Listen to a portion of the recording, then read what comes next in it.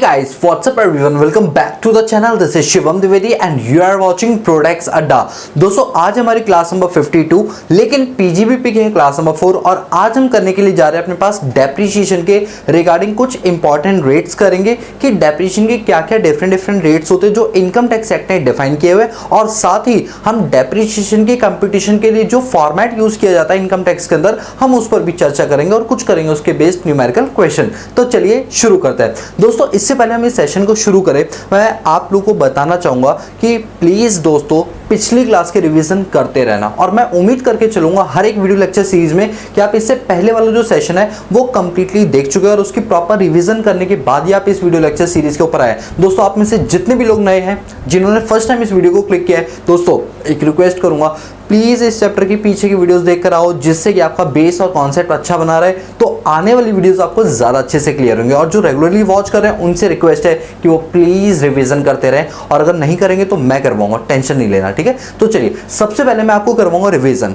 यानी डे 1 से लेकर डे 3 तक जो भी हमने किया वो रिवाइज करेंगे, फिर हम अपनी क्लास को शुरू करेंगे। तो चलिए देखिए डे नंबर 1 में यानी पीजीबी क्लास नंबर 1 में हमने अपने पास पढ़ा था बिजनेस और प्रोफेशन में क्या डिफरेंस होता है। तो हमने एक कॉमन सेंस से अगर बात करें तो बिजनेस का मतलब हमने ये सीखा था कि जब भी हम व्यापार करते हैं गुड्स में, कोई भी डीलिंग करते हैं अगर हम गुड्स में, तो अगर हम कोई गुड्स को परचेज कर रहे हैं इस पर्पस से कि हम उसे फर्दर बेच पाए, दैट मीन्स कि हम बिजनेस कर रहे हैं। यानी बिजनेस हमेशा गुड्स के केस में किया जाता है जिसके अंदर आपका कॉमर्स ट्रेड होता है छोटे स्केल पे, कॉमर्स होता है बड़े स्केल पे, ये सारी चीजें, और इसके अंदर गुड्स मेन पार्ट होता है। वहीं दूसरी तरफ जब हम सर्विसेज की बात करते हैं या प्रोफेशन की बात करते हैं तो प्रोफेशन में मेन चीज होती है सर्विसेज। जब एक इंसान सर्विसेज रेंडर्ड करता है तो उसे हम प्रोफेशन बोलते हैं और जब गुड्स की रेंडरिंग करता है, गुड्स की सेल परचेज करता है तो उसे हम बिजनेस का नाम देते हैं। तो यहाँ जो डेफिनेशन दे रखी है मैं आपको इस साथ एक बार वो डेफिनेशन क्लियर करवा देता हूँ। तो लिखा है the term business has been defined in section 2 section 13 to include any trade मतलब व्यापार, कॉमर्स मतलब उसी चीज को बड़े स्केल पे, मैन्युफैक्चर मतलब प्रोडक्शन प्रोसेस, और एनी एडवेंचर का मतलब यहाँ पर यह है कि जब कोई इंसान बिजनेस करता है उसे नहीं पता होता कि उसे प्रॉफिट होने वाला है या लॉस होने वाला है, बट वो करता है इस उम्मीद में कि आने वाले समय के अंदर उसे डेफिनेटली प्रॉफिट होगा। तो बिजनेस में एक एडवेंचरस पार्ट तो डेफिनेटली पाया ही जाता है, इसी को हम क्या बोलते हैं अपने पास बिजनेस बोलते हैं। वहीं दूसरी तरफ नीचे देखिए प्रोफेशन को डिफाइन किया गया, लिखा है the term profession has not been defined. इस एक्ट में प्रोफेशन को डिफाइन नहीं किया गया है लेकिन जो इसका मतलब होता है वो एक ऐसा ऑक्यूपेशन होता है, एक ऐसी डिग्री होती है जो स्पेशलाइज्ड बॉडी ऑफ नॉलेज जब आप गेन करते हो, वो पर्टिकुलर डिग्री जब आपके पास होती है तब आप जो काम करते हो उसे हम प्रोफेशन का नाम देते हैं। जैसे फॉर एग्जांपल अगर मैं किसी कंपनी के अंदर एज ए चार्टर्ड अकाउंटेंट काम करना चाहता हूं, उसके अकाउंट्स फाइनेंस के ऑडिट्स वगैरह करना चाहता हूं तो मेरे पास सीए की डिग्री का होना जरूरी है। और जब मेरे पास ये डिग्री यानी स्पेसिफाइड बॉडी ऑफ नॉलेज होगी देन मैं एक प्रोफेशनल कहलाऊंगा और जो मैं अपनी सर्विसेज दूंगा that is called be a professional. बोलो बात समझ आई? तो बिजनेस और प्रोफेशन में समझ आया फर्क। अब देखिए क्या होता है इस चैप्टर के लिए ना हम बिजनेस और प्रोफेशन दोनों को सेम ही ट्रीट करेंगे, मतलब उनकी जो ट्रीटमेंट होने वाली है वो बिल्कुल सेम होने वाली है, बट हमें पता होना चाहिए बिजनेस और प्रोफेशन में डिफरेंस क्या होता है जो अब हमने जान लिया। इसके बाद बात करते हैं मीनिंग ऑफ प्रॉफिट, क्योंकि चैप्टर का नाम पीजीबीपी है, profit and gains from business and profession. तो बिजनेस और प्रोफेशन तो आप लोगों ने जान लिया, अब थोड़ा एक बार हम जान लेते हैं प्रॉफिट का मतलब क्या होता है। फर्स्ट पॉइंट में दे रखा है प्रॉफिट चाहे वो कैश में हो या काइंड में हो वो पीजीबीपी के अंदर आएगा ही आएगा। पॉइंट नंबर 2 कैपिटल नेचर के प्रॉफिट्स को यहां पर शामिल नहीं किया जाता, जो रिकरिंग नेचर के होते हैं जो बार बार होते हैं यानी रेवेन्यू रिसीट्स को यहां पर कंसीडर किया जाता है। मैं जस्ट एक एग्जांपल से इस पॉइंट को समझा देता हूं। देखिए जब भी कोई बिजनेसमैन कोई काम करता है तो जब वो रेगुलर बेस पे कोई काम करता है तो उसको होती है रेवेन्यू रिसीट और वही उसकी पीजीबीपी का पार्ट बनती है। बट कुछ इनकम ऐसी होती है जो इरेगुलर होती है, कभी कभार होती है, उसको बोलते हैं capital receipt. Capital receipt PGB का पार्ट कभी नहीं होता क्योंकि कैपिटल रिसीट से होने वाले गेन को हम कैपिटल गेन में टैक्स करेंगे जो हम नेक्स्ट चैप्टर में पढ़ेंगे, ठीक है। थर्ड है हमारे पास वॉलंटरी रिसीट्स। अगर आपको आपके क्लाइंट से कोई भी वॉलंटरी रिसीट्स मिली है, मतलब आपने नहीं बोला था बट आपको रिसीव हो गया और आपको लेनी पड़ी, तो वो भी आपकी पीजीपी हेड के अंदर ही कवर की जाएगी एज अ प्रॉफिट के तौर पे। फोर्थ पॉइंट है आपका application of the gain is immaterial. देखिए आपकी कंपनी को जो इनकम हो रही है that is your PGP income. अब आप उस इनकम को अलग अलग जगहों पर डिस्ट्रीब्यूट कर रहे हो, अलग अलग जगहों पर इन्वेस्ट कर रहे हो, इट डजंट मैटर, इससे पीजीपी को कोई मतलब नहीं है। और ऐसा भी मत सोचना कि जो तुम्हारा प्रॉफिट होगा तुम उसको अलग अलग जगहों पर डाइवर्सिफाई कर दोगे तो डाइवर्सिफाई करने से जो आपका प्रॉफिट लेवल कम हो जाएगा that is your PGP income. No दोस्तों, आपके ग्रॉस रिसीट्स में से एक्सपेंडिचर को माइनस कर देंगे, जो इनकम आएगी that is your PGBP income, ना कि उसकी एप्लीकेशन। इसके बाद अगला पॉइंट है आपका कंप्यूटेशन ऑफ प्रॉफिट। जब भी हम प्रॉफिट की कंप्यूटेशन करेंगे तो अपने पास जो भी हमारे रिसीट्स है उसमें से हम क्या माइनस करेंगे, एक्सपेंडिचर्स को माइनस करेंगे। और लीगैलिटी ऑफ इनकम, यहां पर थोड़ा इनकम टैक्स पार्शियल हो जाता है और वो ये बोलता है कि जब भी हम इनकम टैक्स में इनकम की कंप्यूटेशन करेंगे तो लीगल और इलीगल दोनों टाइप की इनकम्स को उठाएंगे, बट जब हम एक्सपेंडिचर्स की डिडक्शन देंगे तो लीगल एक्सपेंडिचर की ही डिडक्शन देंगे जो जायज है, नाजायज वाले की नहीं देंगे। बट नाजायज इनकम अगर होगी तो हम टैक्स कर देंगे, क्योंकि इनकम टैक्स बोलता है हम लीगल इलीगल दोनों के ऊपर चार्ज होते हैं। Are you getting my point? तो ये था आपका मीनिंग ऑफ प्रॉफिट। वहीं दूसरी तरफ आपको मेथड ऑफ अकाउंटिंग देखा है सेक्शन 145 सबसेक्शन 1, जो ये बताता है कि एक बिजनेसमैन या तो कैश बेसिस सिस्टम फॉलो कर सकता है या मर्केंटाइल सिस्टम बेसिस फॉलो कर सकता है। जैसे फॉर एग्जांपल मेरे यहाँ पर एक एम्प्लॉय जिसकी सैलरी 10,000 रुपीज पर मंथ है और उसे 2 महीने से सैलरी नहीं मिली, 10 महीने की सैलरी हमने उसे दे दी एक साल में। इट मीन्स कि अगर हम पूरे साल सैलरी देते तो हमें 1,20,000 देनी होती, बट दी हमने सिर्फ 1 लाख है, यानी कि हमने उसे सिर्फ 10 महीने की सैलरी पे की है। तो जो हमने उसको सैलरी पे की है ना, वो उसके पीएनएल अकाउंट में हम डेबिट कर देंगे। अगर कैश बेसिस होगा तो 1 लाख को रिकॉर्ड करेंगे, क्योंकि रियलिटी में पेमेंट 1 लाख की हुई है। बट मर्केंटाइल सिस्टम को अगर हमने फॉलो किया हुआ है तो हम 1,20,000 को रिकॉर्ड करेंगे, 1 लाख में ऐड कर देंगे आउटस्टैंडिंग सैलरी करके और लायबिलिटी साइड लिख देंगे। This is called mercantile system, जिसमें एक्चुअली में जितना इनकम और एक्सपेंस होना चाहिए था उतने को रिकॉर्ड करेंगे, भले ही आपने पे किया हो या रिसीव हुआ हो या नहीं हो। उसको बोलता है मर्केंटाइल सिस्टम। ये हमारे पास बोलता है सेक्शन 145 सबसेक्शन 1 में कि आपको कोई ना कोई एक सिस्टम फॉलो करना पड़ेगा, बट जनरली लोग मर्केंटाइल सिस्टम को ज्यादा फॉलो करते हैं। ठीक है, इसका हमने ये पढ़ा सेक्शन 145 सबसेक्शन 2 ये बोलता है कि सेंट्रल गवर्नमेंट ने ये बात नोटिफाई कर दी थी अपने ऑफिशियल गजट के अंदर कि जितने भी लोग मर्केंटाइल सिस्टम को फॉलो करेंगे और उनके ऑडिट्स होती होंगी तो उनको 10 पर्टिकुलर रूल्स फॉलो करने पड़ेंगे, जिसको हम ICDS बोलते हैं, इनकम कंपटीशन डिस्क्लोजर स्टैंडर्ड्स। ये ICDS आपको फॉलो करने पड़ेंगे, जो कि 10 होता है। आपकी स्क्रीन पे आपको नजर आ रहे होंगे ये जो ICDS है, मतलब इनकम कंपटीशन डिस्क्लोजर स्टैंडर्ड, जिसमें पहला है आपका accounting policy, second valuation of inventory, third construction contract, fourth revenue recognition, fifth tangible assets, the effect of change in foreign exchange, eighth आपका गवर्नमेंट ग्रांट्स, एट्थ आपका security, ninth है borrowing cost और last आपका provision contingent assets और liabilities. ये ICDS है, ये rules आपको फॉलो करने पड़ेंगे। दोस्तों आपकी जानकारी के लिए बता दूं, ये ICDS हमारे CA फाइनल ईयर का मुद्दा है, हम यहाँ पर ज्यादा डिस्कशन उस पर नहीं करेंगे। ठीक है, चलिए अब बात करते हैं क्लास नंबर 2। दोस्तों क्लास नंबर 2 नहीं, क्लास नंबर 1 में ही हमने सेकंड पार्ट के अंदर क्या किया था, चार्जिंग सेक्शन किया था। तो अब एक बार चार्जिंग सेक्शन की रिवीजन लगा लेते हैं। दोस्तों किसी भी हेड का जो पहला सेक्शन होता है वो बताता है चार्जिंग सेक्शन के बारे में। ऐसे ही हमारे यहाँ पर PGBP है जो बताएगा चार्जिंग सेक्शन के बारे में, जो कि स्टार्ट होता है सेक्शन 28 से। ठीक है, इसके अंदर 10 पॉइंट है। सबसे पहला पॉइंट है any income arising from business or profession are chargeable under the heads of PGBP। आप किसी भी बिजनेस से किसी भी प्रोफेशन से कोई प्रॉफिट या गेन कमाते हैं तो वो आपका PGBP की इनकम कहलाएगी। पॉइंट नंबर 2 ये बोलता है कि कोई भी अगर आपको कंपनसेशन रिसीव हो रहा है या कोई अमाउंट रिसीव हो रहा है क्योंकि आपने टर्म्स एंड मॉडिफिकेशन में कोई चेंजेस किए या सामने वाली पार्टी ने कोई चेंजेस किए जिसके बदले उसने आपको कुछ अमाउंट पे किया है, that amount is your PGBP income.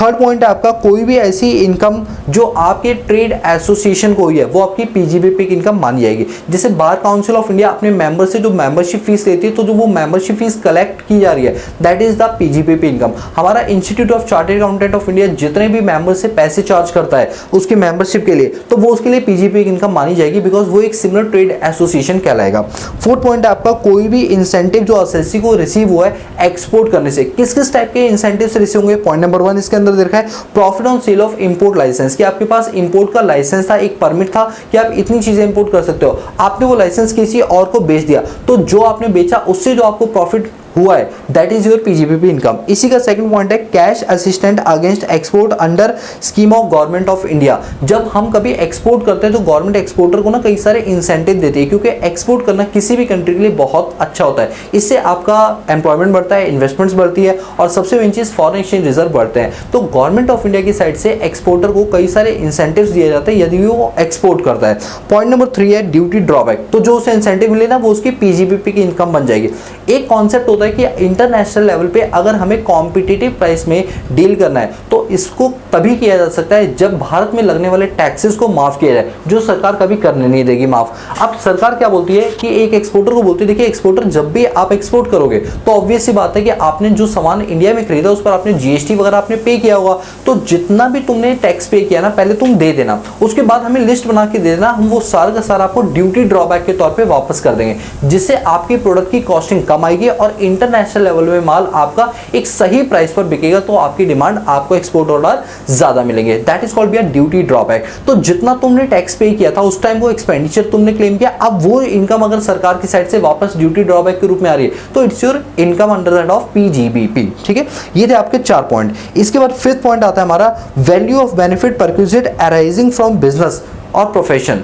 देखिए क्या होता है कि कभी कभी जब आप बिजनेस या प्रोफेशन में होते हैं तो आपको आपके क्लाइंट से कोई बेनिफिट मिलता है, चाहे वो कैश में मिले या वो काइंड में मिले, मतलब अलाउंसेस के रूप में मिले या परक्यूजिट की फॉर्म में मिले, वो आपकी इनकम फ्रॉम पीजीबीपी मानी जाएगी। जैसे मान लो मैं एक टीचर हूँ, कई बार क्या होता है, रियलिटी बता रहा हूँ, कई बार क्या होता है कि हमारे पास ऐसे केस आते हैं जहाँ स्टूडेंट फेल हो जाता है, उसकी बैक आती है, तो उसके पेरेंट्स हमसे रिक्वेस्ट करते हैं कि प्लीज़ आप इसको कुछ करवाइए कि ये पास हो जाए और हम आपको बहुत आभारी रहेंगे। तो हम कहते हैं ऐसी कोई दिक्कत वाली बात नहीं, हम उससे पढ़ाएंगे अच्छे से, वो कैसे नहीं पास होगा, हम उससे मेहनत करके पास करवाते हैं। फिर उसके पेरेंट्स बहुत पीछे पड़ जाते हैं कि आपने बहुत अच्छा काम किया, आप प्लीज़ हमारी तौर पे ये मिठाई का डब्बा ले लो या कोई गिफ्ट आइटम ले लो, या अगर उनकी शॉप होती है तो कोई अच्छा आइटम वो हमें प्रोवाइड करवाते हैं। तो दोस्तों ये सारी की सारी हमारी पीजीबीपी इनकम मानी जाती है, चाहे कैश की फॉर्म में मिले चाहे काइंड की फॉर्म में मिले। इसका 6 पॉइंट हमारा सम ड्यू और receive by partner in a partnership firm by any salary bonus commission remuneration. देखिए क्या होता है कि पार्टनरशिप फर्म के अंदर जो पार्टनर्स होते हैं ना, रियलिटी में ये कोई एम्प्लॉय नहीं होता है, बिकॉज पार्टनरशिप फर्म में और पार्टनर्स में एम्प्लॉयर एम्प्लॉय का रिलेशनशिप नहीं पाया था, ना ही ये कोई एजेंट होता है, ये एक दूसरे के साथ एज अ को पार्टनर कहलाते हैं, क्योंकि को ओनरशिप राइट इन्हें मिले होता है। तो पार्टनर्स को मिलने वाली सैलरी रियलिटी में सैलरी नहीं होती, पार्टनर्स को मिलने वाला कमीशन कमीशन नहीं होता, पार्टनर्स को मिलने वाला रेम्युनरेशन रेम्युनरेशन नहीं होता, बल्कि it's a part of profit. तो पार्टनर ने जो कि ऑनर है अपना बिजनेस ज्वाइंट ऑनरशिप में चलाया, इसीलिए उसे को पार्टनर बोला जाता है। तो ऐसे में जो उनको सैलरी वगैरह मिली है वो सब की सब उन सभी पार्टनर्स की क्या मानी जाएगी, पीजीबीपी की इनकम मानी जाएगी। मान लो मैं और मेरा फ्रेंड सुरेंद्र, हम दोनों ने मिलकर क्या किया, हमने एक पार्टनरशिप फॉर्म खोली। अब मुझे सैलरी मिली है, उसे कमीशन मिला है। तो दोस्तों जो सैलरी और कमीशन हमको मिल रहा है ना, रियलिटी में ये मेरी पीजीबीपी इनकम है, और जो उसको कमीशन मिला है वो उसकी पीजीबीपी इनकम है। ये रियलिटी में कमीशन नहीं जो आप कभी इनकम फ्रॉम अदर सोर्स में डाल दो, या मेरी कोई वो रियलिटी में सैलरी नहीं जो मैं इनकम फ्रॉम सैलरी में डाल दो, क्योंकि उसके लिए एम्प्लॉयर एम्प्लॉय होना चाहिए जो कि कोई है नहीं। तो इट मीन्स पार्टनरशिप फॉर्म में पार्टनर को मिलने वाला कोई भी रेम्युनरेशन किसी भी तौर पर किसी भी नाम से बोला जाए वो उसकी पीजीबीपी इनकम ही मानी जाएगी। 7 पॉइंट है any sum whether received or receivable in cash or kind under an agreement for not carrying out activity in relation or for not sharing any know-how or patent right। देखिए क्या होता है, कभी कभी businessman क्या करते हैं, अपने बिजनेस को एक्सपेंड करने के लिए अपने कॉम्पिटिटर के बिजनेस को गिराने की कोशिश करते हैं। किस तरीके से, सुनिए। जैसे मान लो मैं हूं मैगी नूडल्स, तो मैंने सोचा मार्केट में यिप्पी नूडल दबा के बिक रही है, तो ये मेरा एक अच्छा कॉम्पिटिटर है, तो मैंने यिप्पी नूडल वाले के साथ एक कॉन्ट्रैक्ट किया और मैंने कहा देखो यिप्पी नूडल मेरा मार्केट ना इस पर्टिकुलर जगह पे बहुत अच्छा खासा है, ठीक है, जो उत्तराखंड वगैरह वहाँ पर हिमालय की जो वादियाँ उनमें लोग ज़्यादा मैगी खाना पसंद करते हैं, तो यिप्पी ऐसे तुम उस पर्टिकुलर एरिया में अपनी यिप्पी मत बेचना, इस बात के लिए हम तुमको 2 करोड़ रुपीज़ देंगे। तो जो हमने उनको 2 करोड़ रुपए दिए ना, तो वो उनकी पीजीबीपी की इनकम मानी जाएगी। यानी किसी काम को ना करने देने के लिए भी जो पैसा दिया जाता है वो सामने वाले की इनकम होती है, वो भी कौन से हेड के, पीजीबी। सर ये तो इलीगल है, नहीं इलीगल नहीं, सामने वाला ले रहा है इट मींस लीगल है, और उसे पता है उसकी इतनी सेल नहीं जितना उसको इस रूप में मिल रहा है, तो ऑब्वियस सी बात है वो इस टाइप से पैसा लेगा ही लेगा, ठीक है। दूसरी चीज होती है कि मैं किसी इंसान को ये बोलूँ, एक प्रेशर बनाऊं कि भाई देख ऐसा मैं तुझे कुछ पैसे दे रहा हूँ, लेकिन प्लीज अपना ये पेटेंट राइट ना या अपनी ये टेक्नोलॉजी अपना ये नो हाउ ना किसी और से शेयर मत करियो, फ्यूचर में मुझसे शेयर कर लियो, किसी और से मत करियो, इस बात की मैं तुझे पैसे दूंगा। तो वो सामने वाली पार्टी के लिए भाई हमने तो दिए, तो हमारे लिए तो एक्सपेंडिचर है, लेकिन जिस इंसान को मिले उसके लिए क्या है, इनकम है, वो भी कौन सी, पीजीबीपी की इनकम है। इसका पॉइंट नंबर 8 है any sum received under keyman insurance policies. कुछ लोग ऐसे होते हैं जिनके रहने ना रहने से कंपनी पर पॉजिटिव और नेगेटिव इंपैक्ट पड़ता है, तो ऐसे में उनके ना रहने से जो कंपनी पर नेगेटिव इंपैक्ट पड़ेगा तो उससे प्रॉफिट हमारा डिक्लाइन होगा। वो प्रॉफिट जो डिक्लाइन होगा इंश्योरेंस कंपनी उसको इंडेमनीफाई करेगी, इसके लिए हमें उस इंसान का कराना पड़ता है कीमैन इंश्योरेंस पॉलिसी। तो जब कीमैन इंश्योरेंस पॉलिसी के तहत मैच्योरिटी पर पैसा मिलता है उस इंसान को, जिस इंसान का KYP आपने कराया, कीमैन इंश्योरेंस पॉलिसी कराया, तो उसके हाथों में ये पीजीबीपी की इनकम मानी जाती है। 10 पॉइंट है sum received on account of capital assets assets referred under section 35 AD being demolished, destroyed, discharged और ट्रांसफर्ड। देखिए क्या होता है कि सेक्शन 35 AD जब मैं आपको पढ़ाऊंगा तो उसमें आती है नोटिफाइड इन्वेस्टमेंट, कि अगर आपने इन जगहों पर इन्वेस्टमेंट्स किए तो सरकार आपको बोलती है कि आप उन पूरे खर्चे को पीएनएल अकाउंट में डेबिट कर सकते हो। बट आपने डेबिट कर लेने के बाद, पहले आपने पीएनएल में डेबिट किया, उसको एज ए एक्सपेंस आपने ट्रीट किया, बट टाइम से पहले आपने उसको बेच दिया, उसको डिस्कार्ड कर दिया, तो बेचने से जो आपको इनकम हुई है वो उस साल उसकी पीजीबीपी की इनकम मान ली जाएगी। तो ये 10 पॉइंट आपके सेक्शन 28, और मैं उम्मीद करूंगा कि आपको चार्जिंग सेक्शन अच्छे से समझ आए, क्योंकि रिवीजन कर रहे हैं तो मैं थोड़ा सा फास्ट वे में बात करूंगा। फिर हमने जब क्लास नंबर 2 स्टार्ट की थी तो हमने बात की थी अपने पास सेक्शन नंबर 29 की, 30 और 31 की। देखिए सेक्शन नंबर 29 में हमने ये पढ़ा था जो ये बताता है कि पीजीबीपी की इनकम को कैसे कंप्यूट किया जाता है। ऑब्वियस सी बात है कि यहाँ पर हमने ये पढ़ा था कि पीएनएल अकाउंट दो टाइप के बनाए जाते हैं, एक तो इनकम टैक्स के पॉइंट ऑफ व्यू से बनाया जाता है और एक कंपनीज एक्ट के पॉइंट ऑफ व्यू से बनाया जाता है। जो कंपनीज एक्ट के पॉइंट ऑफ व्यू से बनाया जाता है उनको हम कहाँ रिफ्लेक्ट करते हैं, उनको हम अपने बुक्स ऑफ अकाउंट में रिफ्लेक्ट करते हैं। लेकिन जो इनकम टैक्स वाला पीएनएल अकाउंट होता है वो हम बुक्स ऑफ अकाउंट में नहीं दिखाते, वो अलग से कहीं अगर कोई डिमांड करता है तो दिखाते हैं। अदरवाइज इसका मेन पर्पस ये होता है कि इनकम टैक्स जो लगाया जाता है वो इनकम टैक्स वाले पीएनएल पे लगाया जाता है, वो कंपनीज एक्ट वाले पीएनएल पे नहीं लगाया जाता है, क्योंकि कंपनीज के रूल्स अलग तरीके से होते हैं और इनकम टैक्स अपने रूल फॉलो करने के लिए बोलता है। तो रियलिटी में दो प्रॉफिट एंड लॉस अकाउंट बनाए जाते हैं। तो क्योंकि हम अभी इनकम टैक्स पढ़ रहे हैं तो हमें इनकम टैक्स के पॉइंट ऑफ व्यू से पीएनएल अकाउंट बनाना सीखना पड़ेगा, जिसके अंदर ये होता है कि कुछ खर्चे आप पीएनएल में डेबिट कर सकते हो, कुछ खर्चे डेबिट नहीं कर सकते हो, कुछ खर्चे डेबिट तो कर सकते हो बट कुछ सर्टेन कंडीशंस के हिसाब से। ये बातें बोली गई सेक्शन नंबर 29 के अंदर। देखिए इसको 4 पार्ट में डिवाइड किया गया है। एक को बोला गया एडमिसिबल डिडक्शन, मतलब ये वो डिडक्शंस हैं जिनको आप अपने प्रॉफिट एंड लॉस अकाउंट में बिना किसी दिक्कत के आप डेबिट कर सकते हो, सेक्शन 30 to 37। इसके बाद है इनएडमिसिबल डिडक्शन, सेक्शन नंबर 40। ये बताता है कि कुछ डिडक्शंस ऐसी हैं जो खर्चे रियलिटी में तो है बट हम आपको माइनस करने का मौका नहीं देंगे, कोई ना कोई जेन्युइन रीजन होगा, हम पढ़ेंगे आगे डिटेल में। इसके बाद हमारे पास है एक्सपेंस और payment not deductible in certain cases, section 40A। Section 40A में कुछ बातें ऐसी लिखी है कि वैसे खर्चे नॉर्मली सबको मिलते हैं बट कुछ सर्टेन कंडीशंस जो लोग फुलफिल करेंगे उनको ये हम डेबिट करने का मौका नहीं देंगे। इसके बाद है profit chargeable to tax, section 41। फिर इसके बाद हमारे पास अदर प्रोविजंस आ जाते हैं। तो इस तरीके से सेक्शन नंबर 30 हमको ये बताता है, सॉरी 29 ये बताता है कि इनकम की कंप्यूटेशन जो की जाएगी वो सेक्शन 30 से लेकर 44 DB के जो भी प्रोविजंस है उनको फॉलो करते हुए हम पीजीबीपी इनकम को कंप्यूट करेंगे। अब बात करते हैं सेक्शन नंबर 31 की, जो बताता है rent, rate, repair, taxes, insurance of the building. देखिए बिल्डिंग में भी दो चीजें होती है, या तो बिल्डिंग रेंटेड है या बिल्डिंग हमारी अपनी है। अगर बिल्डिंग रेंटेड है तो ऑब्वियस सी बात है रेंट कौन पे करता है, टेनेंट पे करता है। तो अगर टेनेंट उस बिल्डिंग पर अपना बिजनेस खोल के बैठा है और रेंट पे कर रहा है तो टेनेंट को वो रेंट माइनस करने का मौका मिलता है, यानी वो पीएनएल अकाउंट में पूरा 100% डेबिट कर सकता है। बट ऑनर अगर अपने ही मकान में बिजनेस कर रहा है तो क्या कंप्यूटेड या इंप्यूटेड कॉस्ट हम उसमें डिडक्शन के तौर पे देंगे? Answer is no. यानी कि रेंट की डिडक्शन सिर्फ टेनेंट को मिलती है, मकान मालिक को नहीं मिलती है। वही इंश्योरेंस की अगर हम बात करें तो वो इंश्योरेंस की डिडक्शन मकान मालिक को भी मिलती है, यानी ऑनर को भी मिलती है और टेनेंट को भी मिल जाती है। रिपेयर वगैरह की डिडक्शन दोनों को मिल जाती है। बट अगर मकान मालिक ने या किराएदार किसी ने रिपेयर ऐसी कराई है जो कि कैपिटल नेचर की है, कैपिटल एक्सपेंडिचर है, उसकी डिडक्शन आपको इस सेक्शन में नहीं मिलेगी, क्योंकि उसके लिए हमने अलग सेक्शन बनाया 32 डेप्रिसिएशन वाला। Are you getting my point? चलिए इसके बाद वहीं दूसरी तरफ हमारे पास आता है सेक्शन नंबर 31, जो ये बताता है rent, rate, repair, taxes, insurance of plant and machinery और फर्नीचर। तो फर्नीचर वगैरह पे भी सेम कॉन्सेप्ट है कि अगर वो फर्नीचर मकान मालिक ने किराए पर लिया हुआ है तो उसको किराए की डिडक्शन मिल जाएगी, खुद का है तो डिडक्शन उसको नहीं मिलेगी, क्योंकि फिर तो क्या होगा, डेफिनेटली उसके ऊपर डेप्रिसिएशन चार्ज होगा, सेक्शन 32 में मिल जाएगी। सेम कॉन्सेप्ट है।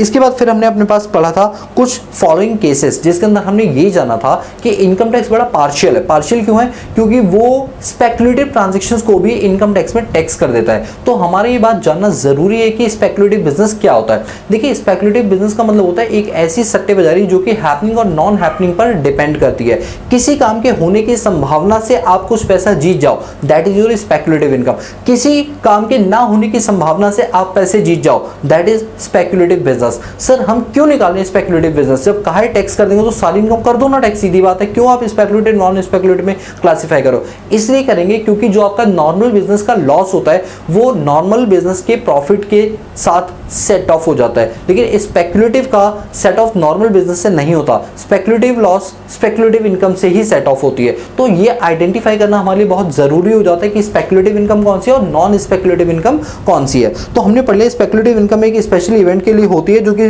हैपनिंग और नॉन हैपनिंग पर बेस्ड होती है। इसके बाद हमारे पास आगे दे रखा है मीनिंग ऑफ स्पेक्युलेटिव ट्रांजैक्शन। आप ये मीनिंग वगैरह अपना देख लेना जो कि मैंने आपको बता ही दिया था, ठीक है। देखिए अभी मैं बात करूं कि कुछ ऐसी कंपनीज हैं जिनकी इन इनकम को स्पेकुलेटिव नहीं मानता। देखिए कोई इंसान अगर जिसकी जीटीआई के अंदर इंटरेस्ट ऑन सिक्योरिटीज है, कैपिटल गेन है, इनकम फ्रॉम अदर सोर्स है, उनकी इनकम को हम कभी भी हम स्पेकुलेटिव इनकम नहीं बोलेंगे। दूसरा वो इंसान जो कि बिजनेस करता है ट्रेडिंग का, वो शेयर्स की ट्रेडिंग कर रहा है, उसका ये मेन बिजनेस है, तो वो तो उसकी पीजीबीपी की इनकम हुई ना, वो स्पेकुलेटिव कैसे, क्योंकि वो सट्टा थोड़ी कर रहा है वो। दूसरी चीज़ है कि उसका बैंकिंग का काम है, बैंकिंग में ऑब्वियसली होता है पैसे को एक्सेप्ट करना, लोन वगैरह देना, तो ये कोई सट्टे बाजारी की इनकम नहीं होती है। और तीसरा ये कि अगर कोई ग्रांट या एडवांस देने का ही काम करता है जो कि नॉन बैंकिंग फाइनेंशियल कॉर्पोरेशन होती है, तो वो कोई सट्टे बाजारी की इनकम कंप्यूट नहीं करती, ना वो अर्न करती है। बोलो बात समझिए। अब हम बात करते हैं कि कौन कौन सी ट्रांजेक्शन जिसको लोग समझते हैं कि सट्टे बाजारी की इनकम है, लेकिन रियलिटी में वो सट्टे बाजारी की इनकम नहीं होती। जैसे कोई हैजिंग कॉन्ट्रैक्ट वगैरह क्या है, हैजिंग कॉन्ट्रैक्ट हो गया, hedging contract in respect of stock and shares हो गया, फॉरवर्ड कॉन्ट्रैक्ट हो गया, ट्रेडिंग इन डेरिवेटिव्स हो गया, ट्रेडिंग इन कमोडिटी डेरिवेटिव्स हो गया। तो इनको कभी भी हम सट्टे बाजारी की इनकम नहीं मानते। ये नॉर्मल एग्रीमेंट है जो बिजनेसमैन अपने रिस्क को मिनिमाइज करने के लिए सामने वाली पार्टी के साथ क्या कर लेता है, एक टाइप का कॉन्ट्रैक्ट कर लेता है जिसमें प्राइस एक साइड से बाउंड हो जाती है। जिन प्राइसेस में ज्यादा फ्लक्चुएशंस होती है उन जगहों पर उस प्राइस को फिक्स कर दिया जाता है। तो it's not a speculative business, it's not a सट्टा बाजारी income, it's a normal business, right. So ये जो बिजनेस आपको 5-6 दे रखे हैं ये कभी भी आपके स्पेकुलेटिव बिजनेस में कवर नहीं होता है। इसके बाद हम आगे चलते हैं। आगे हमने पढ़ा था क्लास नंबर 3 में डेप्रिसिएशन के बारे में। देखिए हमने पढ़ा था डेप्रिसिएशन मीनिंग क्या होता है, तो हमने पढ़ा डेप्रिसिएशन मतलब होता है reduction in the value of fixed assets. जब भी आपके एसेट्स को हम देखें तो उसको दो पार्ट में डिवाइड करते हैं, एक होता है करंट एसेट्स और एक होता है non current assets. Current assets वो होता है जिसकी ऑपरेटिंग साइकिल 1 साल के अंदर कन्वर्ट हो जाती है, यानी मोरल ऑफ द स्टोरी अगर 1 साल के अंदर कोई एसेट्स कैश में कन्वर्ट हो जाए तो वो कहलाता है करंट एसेट्स, और अगर 1 साल से ज्यादा का समय लेता है तो वो कहलाता है नॉन करंट एसेट्स। यहाँ जो नॉन करंट एसेट्स है ना, हम इसी को फिक्स्ड एसेट्स के नाम से जानते हैं, जिसमें हमने ये बोला कि जब भी हम किसी फिक्स्ड एसेट्स को यूज करते हैं तो over the period of time उसकी जो वैल्यू है वो लगातार डिक्लाइन होनी शुरू हो जाती है, और जितनी जितनी जितनी वैल्यू उसकी कम होती है उसको हम नाम देते हैं डेप्रिसिएशन का। सरकार ने यानी सीबीडीटी ने डेप्रिसिएशन के लिए स्ट्रिक्ट रूल बनाए हुए। पूछे क्यों? क्योंकि डेप्रिसिएशन जो है वो एक टैक्स सेविंग टूल के तौर पे काम आता है। कैसे सर बताइए जरा, सुनिए। वो ऐसे टैक्स सेविंग टूल के तौर पे काम आता है क्योंकि डेप्रिसिएशन जो होता है ना वो रियलिटी में आपकी जेब से पैसा निकालता नहीं है, बट आप ऐसा ट्रीट करते दिखाते हैं कि आपकी जेब से पैसा गया। सर कैसे? देखिए डेप्रिसिएशन में क्या होता है, हर साल आप अपने एसेट्स की वैल्यू को कम करते हैं और पीएनएल अकाउंट में आप उसको डेबिट साइड दिखाते हैं। क्या रियलिटी में जो वैल्यू कम हो रही है आपकी जेब से पैसा जा रहा है? Answer is no, but still आप उसे पीएनएल में कहाँ दिखा रहे हो? Debit side. इसका मतलब है कि वो नॉन कैश एक्सपेंस है। पीएनएल अकाउंट में जितना ज़्यादा अमाउंट डेबिट होगा आपके ग्रॉस प्रॉफिट से वो चीज़ें माइनस होकर नेट प्रॉफिट को भी कम कर देंगे।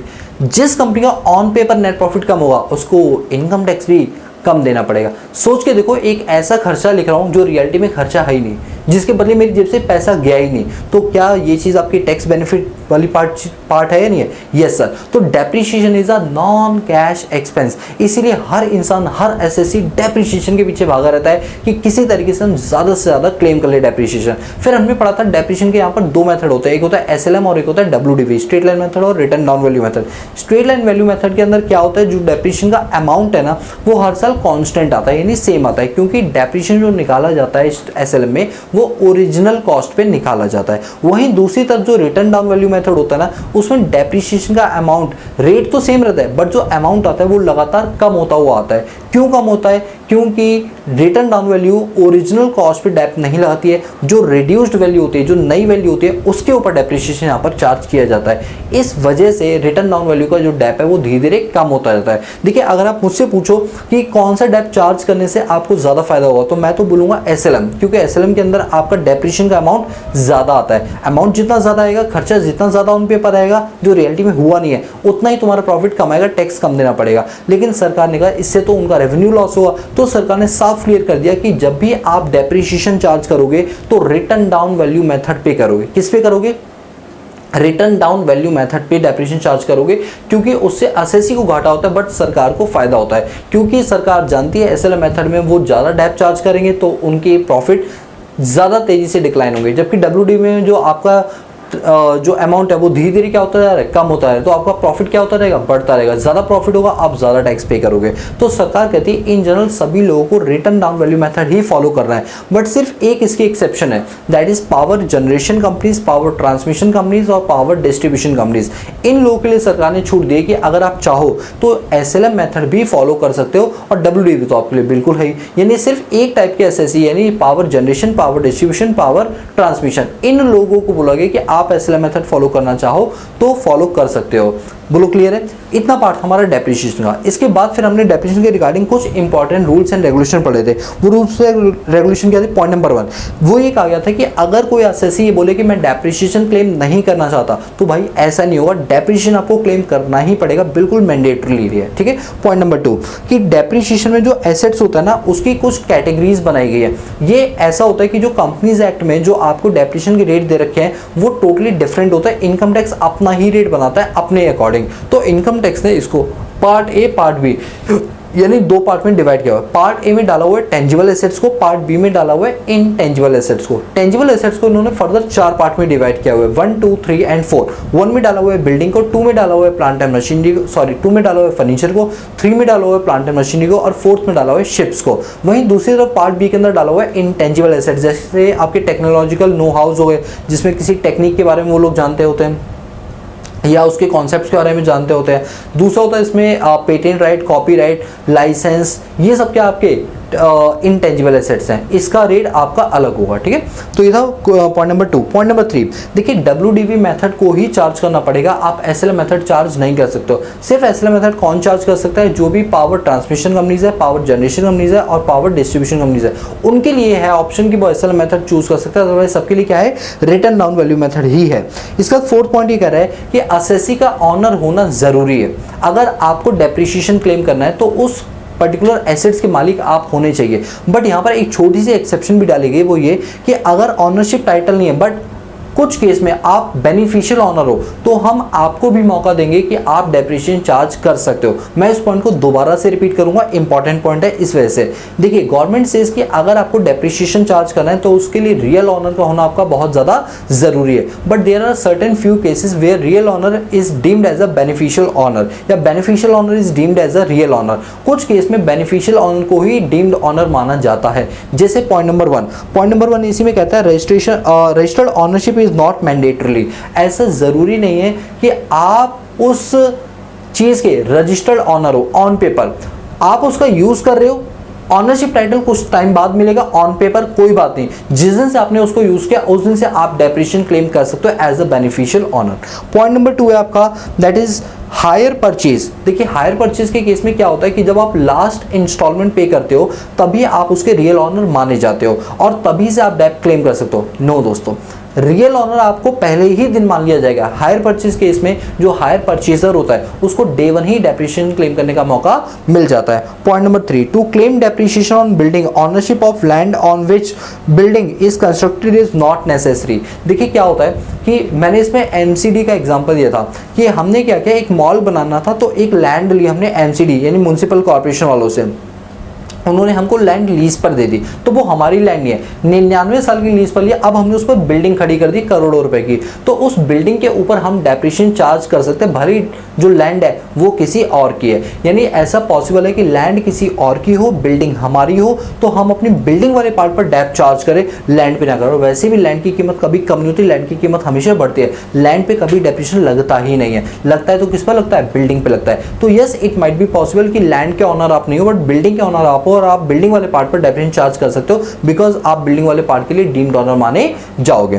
फिर आपका 4th पॉइंट इसी के अंदर है, if tenant incurred capital expenditure is also eligible to claim depreciation. देखिए एक किराएदार ने कोई ऐसा खर्चा किया है किराए के मकान में जिससे उसकी प्रोडक्टिविटी बढ़ गई है, उसकी अर्निंग कैपेसिटी बढ़ गई है, ओरिजिनल से ज्यादा इनहांस हो गया है, तो ऐसे में किराएदार के द्वारा किए गए एक्सपेंडिचर को कैपिटल एक्सपेंडिचर बोला जाएगा और इसके ऊपर भी आप डेप्रिसिएशन क्लेम कर सकते हो। ऑनर नहीं, किराएदार करेगा।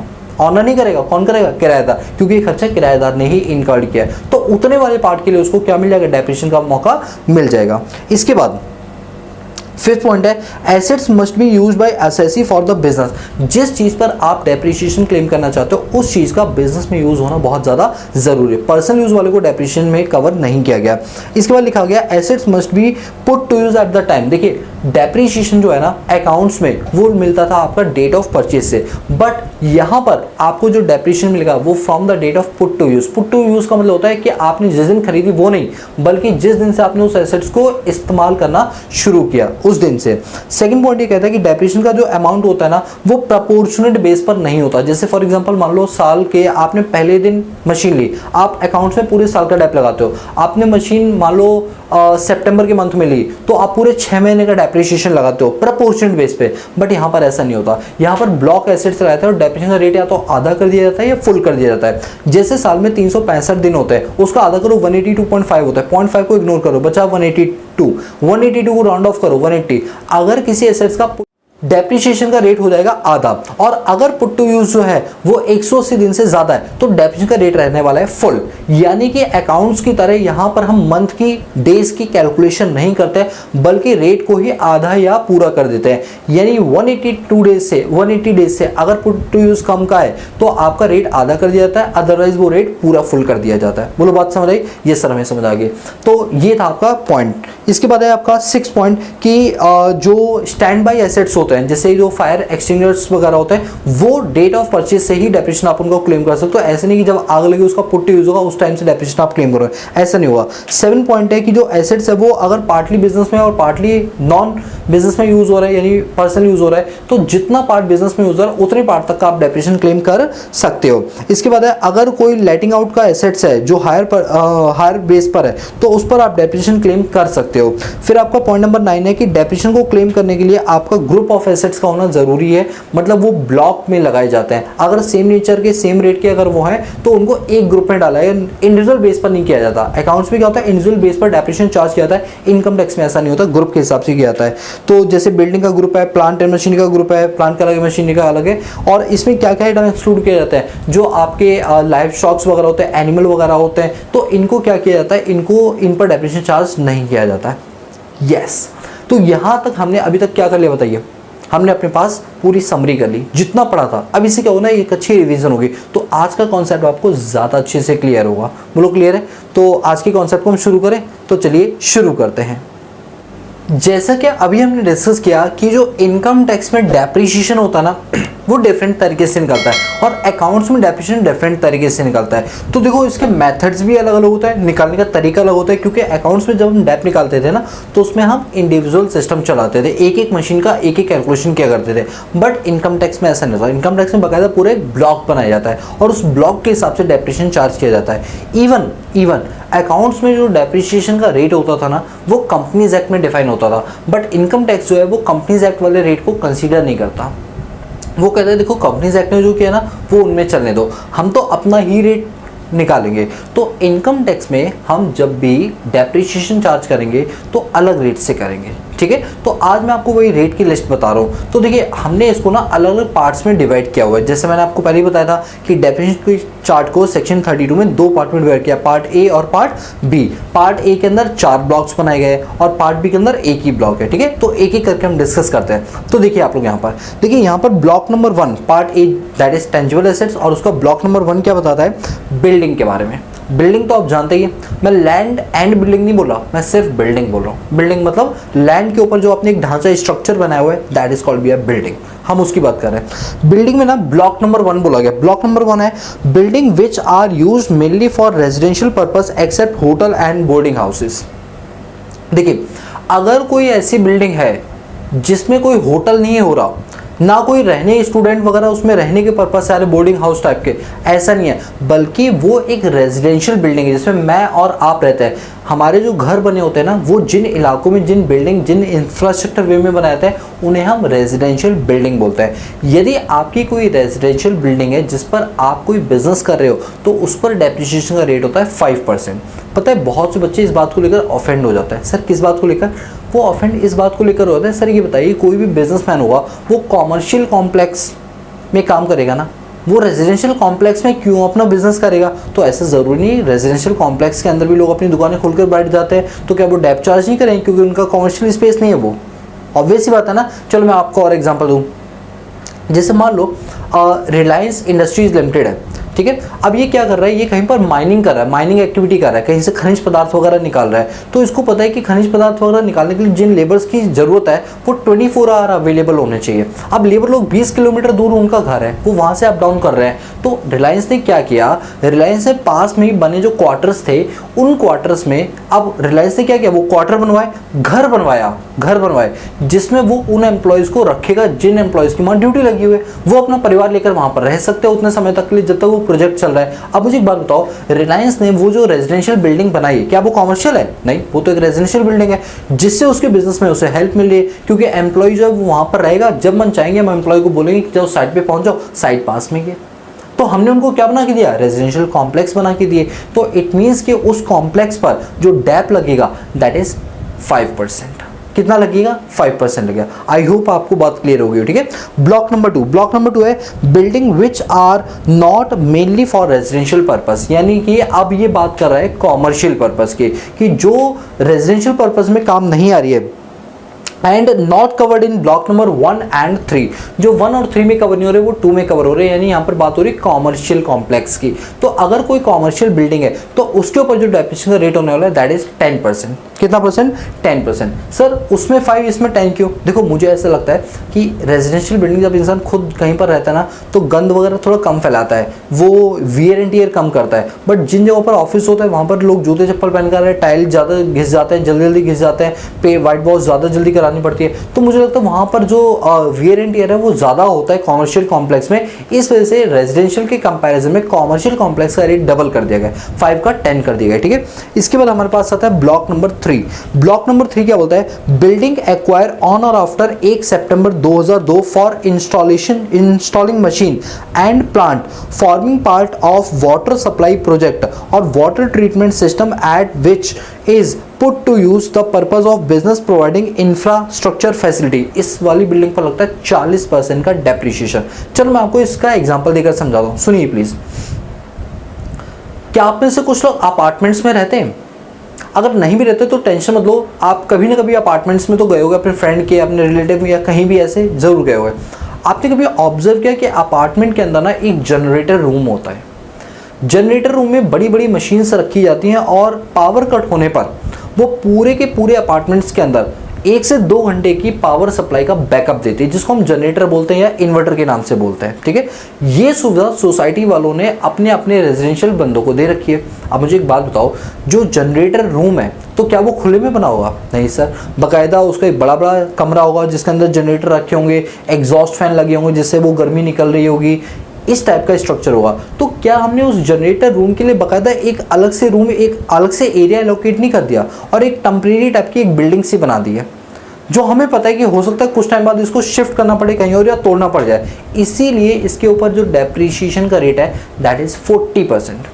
कितना परसेंट है बताइए? 40%। मैं इस लाइन को दोबारा से रिपीट करवाऊंगा, प्लीज सुनिए दोबारा से। ब्लॉक नंबर 3 में लिखा है वो बिल्डिंग जिसको हमने एक्वायर की हो या तो 1 सितंबर 2002 को या फिर उसके बाद की हो, ठीक है। ऑन और आफ्टर लिखा हुआ ना।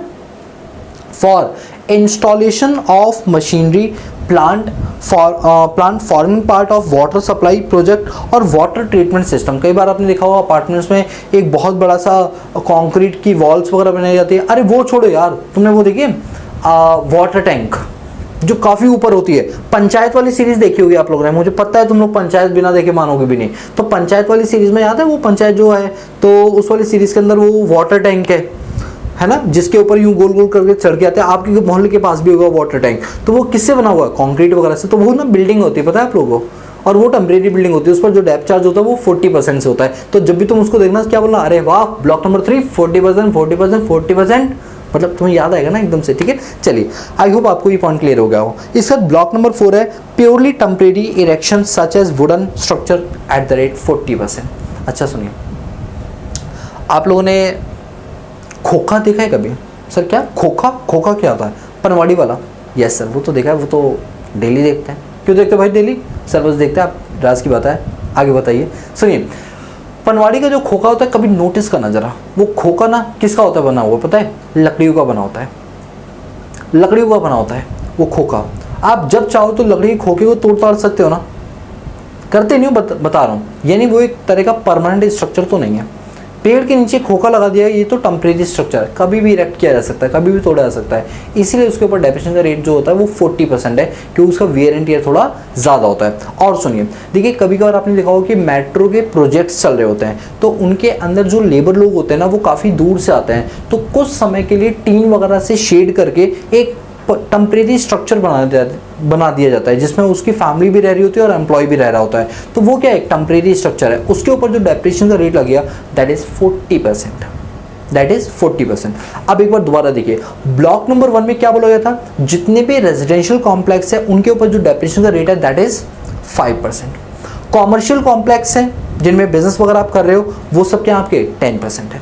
इसके अलावा अगर कोई ऐसा है जिसमें वाटर ट्रीटमेंट प्लांट लगा रखा है, आपने कोई जनरेटर वगैरह लगा रखा है, तो इस टाइप का अगर कोई आपने बिल्डिंग स्ट्रक्चर खड़ा किया तो उसके ऊपर रेट होगा 40%। और इसके अलावा अगर कोई टेम्परेरी स्ट्रक्चर है जिसको कुछ सालों के बाद हटाया जाएगा, उसके ऊपर डेप्रिसिएशन का रेट लगेगा 40%। तो हमने बिल्डिंग वाला ब्लॉक कंप्लीट कर लिया, और मैं उम्मीद करूंगा बिल्डिंग वाले ब्लॉक का जो रेट है वो आसानी से याद हो गया हो। 5 10 40 40, 5 10 40 40, 5 10 40 40। बोलो क्लियर है? ये सब बिल्कुल क्लियर है। अब बिल्डिंग और अगले ब्लॉक के ऊपर आते हैं। अगला ब्लॉक है फर्नीचर का। किसका है बताइए? फर्नीचर का है। देखिए फर्नीचर में क्या लिखा हुआ है, फर्नीचर एंड फिटिंग, दो चीजें हैं इसमें, फर्नीचर और फिटिंग। सर हम तो आज तक दोनों को सेम मानते हुए आ रहे थे, मैं क्या बोलूं आपके बारे में? सर बताओ ना क्या बोलना चाह रहे हो? बोलना नहीं चाह रहा, ठीक है। क्यों सर? आज तक तो हम फर्नीचर एंड फिटिंग को सेम समझते हैं। नहीं दोस्तों, इनकम टैक्स से थोड़ा दिमाग खोलो, बहुत सारी चीज़ फिटिंग के अंदर आती हैं। ओके चलिए बताइए सर। देखिए पहले मैं आपको फिटिंग क्लियर कर देता हूँ, मेरे अंदर भी क्यूरियोसिटी है बताने की, बताऊंगा। पहले सुनिए, देखिए फिटिंग का मतलब होता है कि जब आप कोई बिल्डिंग वगैरह लेते हो ना, तो वो लाइट के ज़्यादा कनेक्शन आपको नहीं देता, अंदर से वायरिंग वगैरह भी उतनी खास करके नहीं देता। आप अपने अकॉर्डिंगली जहाँ स्विच वगैरह लगवाने हो तो वायरिंग आप अपने आप करवाते हैं। तो वायरिंग करवाने जस्ट लाइक अ फिटिंग, कि आप अपने अकॉर्डिंगली दीवार के अंदर से निकली हुई पाइपों के अंदर वायर डलवा रहे हो, कलिंगा के डलवा रहे हो, फिलिप्स के, हैवेल्स के, किसके, तो ये आपका अपना पार्ट है। तो फिटिंग करवाना भी एक जो है ना वो डेप्रिशिएबल एसेट्स है। फिटिंग भी एक एसेट्स होता है। आपने पूरे बिल्डिंग के अंदर फिटिंग कराई, आपने लाखों रुपए खर्च किए हैं उस फिटिंग के ऊपर, तो यस वो आपका एक एसेट्स है, फिक्स एसेट्स है, लंबे समय तक चलेगा, उस पर आप डेप्रिशिएशन चार्ज कर सकते हो। तो फर्नीचर और फिटिंग समझ आ गया? Yes sir. तो देखिए फर्नीचर फिटिंग जो हमारा ब्लॉक नंबर 1 है वो क्या बोलता है, furniture and fitting include electrical fitting. इसके अंदर क्या शामिल है? इलेक्ट्रिकल फिटिंग, जो अभी मैंने आपको एग्जाम्पल दिया उसकी बात कर रहा हूँ, ठीक है। इलेक्ट्रिकल फिटिंग भी शामिल है, और इसके अंदर इलेक्ट्रिक वायरिंग होगा, स्विचेज हो गया, सॉकेट्स हो गए, और अदर टाइप की फिटिंग, फैंस एक्सेट्रा भी इसमें शामिल है। और इसके ऊपर एक फ्लैट रेट है दैट इज 10%। यानी इन फर्नीचर पे या इस टाइप की जो फिटिंग्स होती है उस पर जो डेप्रिसिएशन लगेगा वो 10% के हिसाब से लगाया जाएगा। बोलो किस परसेंट से? 10% से। चले आगे? Yes sir.